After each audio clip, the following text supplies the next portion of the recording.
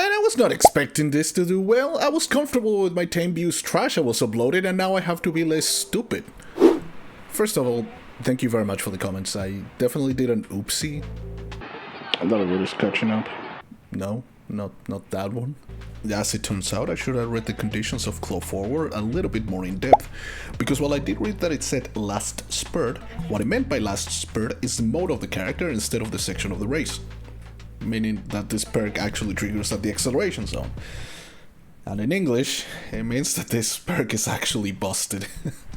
It gives you 0.4 acceleration at the cost of your stamina at the moment in which you need acceleration the most, and at the moment in which you can start using your guts instead of stamina. So, it's pretty insane. Now, with that said, I think this changes Kris S from a pass to a perma borrow for long late surgers. The main reason is because you will get a better way to get this golden skill in Manhattan Cafe Wit, which releases in April of next year. Plus, you would still be better off pulling for Super Creek, as she is a more flexible stamina card. As for Kakari, it means rushed. That said, I do think she is a good borrow, but you're probably better off pulling for Mr. CV, as she has the more consistent golden skill. These two cards should be the cards that come to your mind if you're planning to build an encloser. So, thank you all for the feedback. Genuinely, I hope the rest of the video was still useful somehow. Moving on to my next mistake, here's my review of Copano Rickey. Let me start by saying that Copano Rickey reruns, so if you're a newcomer on a budget trying to build their cards. Man, my accent is gonna get me in trouble one of these days. Anyway, Copano reruns in a year's time, which is not ideal, but better than nothing. That should tell you just how meta and powerful she really is. If you're not new, then you know she was coming, and boy is she a hell of a Numa. Copano comes with Ace in front, pace, mile, medium, and dirt, with a C on sprints. She also comes with bonuses on 10% power and 20% wit, which is great, especially for the activation of her skills, which I will get into later. For innate skills, she has medium corners, pace chaser savvy, and Sonny sign, a skill she shares with Falco, giving you a target speed mid-race if you're in the first half of the pack on dirt braces. Her epitaph is called a Talisman of Victory, which involves her winning 11 or more dirt G1 races, which, good luck with that, and have a mule of grade in all races.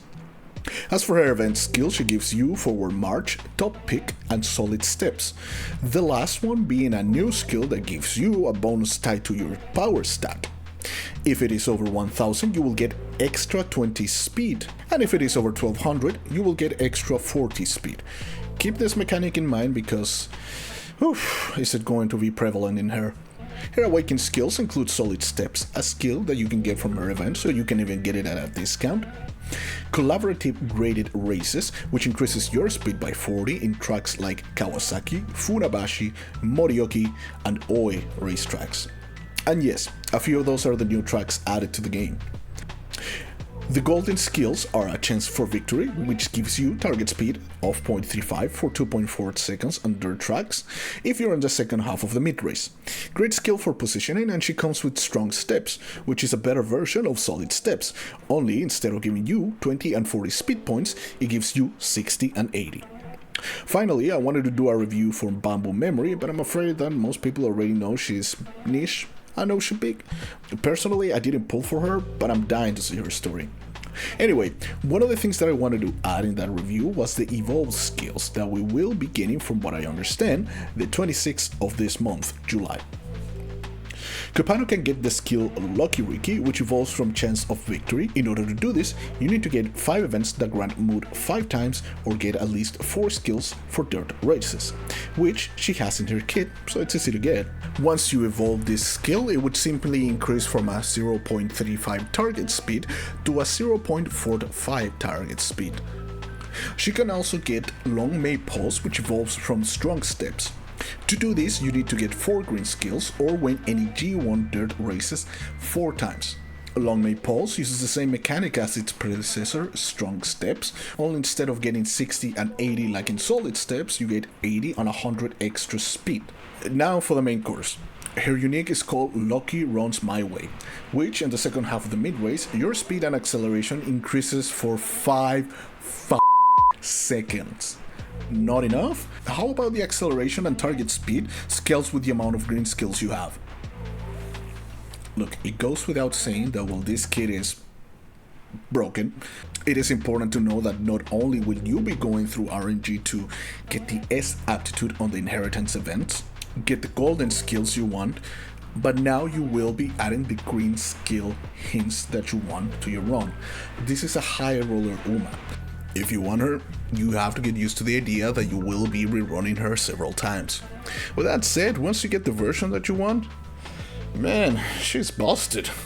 Look, I love my daughter Falco, but even I will admit that her Grand Life version can't compete with this. Copano's unique is terrifying. So, should you pull? Honestly, the biggest problem that you're going to have in Global is to have enough green skills for her.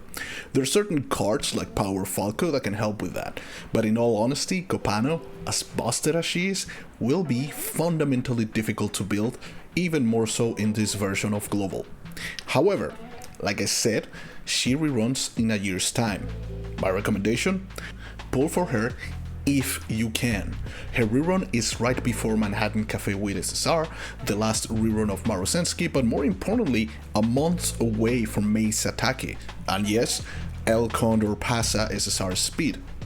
Worse yet, I believe that by this point, it will be harder to pull for SSR cards because the available SSRs will be a lot more, statistically reducing your chances of pulling for L and May.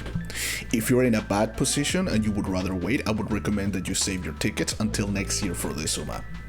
If you're new, sure, but don't be reckless. If you get an L when pulling for her, just take it. Move on.